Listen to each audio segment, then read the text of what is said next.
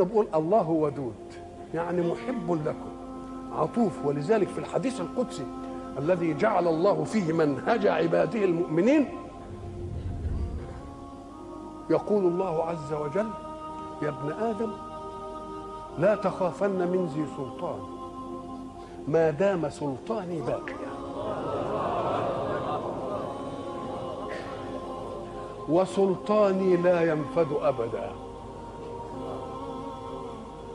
يا ابن آدم لا تخشى من ضيق الرزق، وخزائني ملآنة وخزائني لا تنفد أبدا.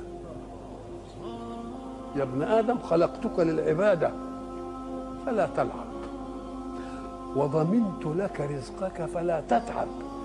اوعى تفتكر تتعب يعني بجوارحك، تتعب بقلبك وتنشغل به. انت الجوارح تعمل والقلوب تتوكل، الجوارح تعمل والقلوب تتوكل. خلقتك للعبادة فلا تلعب، وضمنت لك رزقك فلا تتعب. فوعزتي وجلالي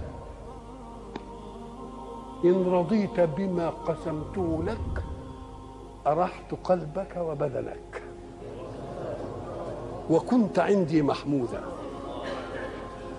وإن أنت لم ترضى بما قسمته لك فوعزتي وجلالي لأسلطن عليك الدنيا تركض فيها ركض الوحوش في البرية، ثم لا يكون لك منها إلا ما قسمته لك.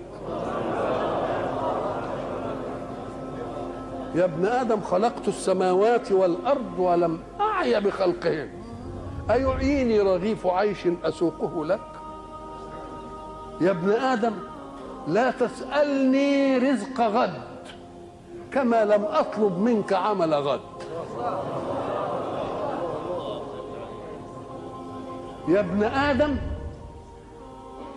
أنا لك محب، هي دي بتاع ودود بقى، أنا لك فبحقي عليك كن لي محبا.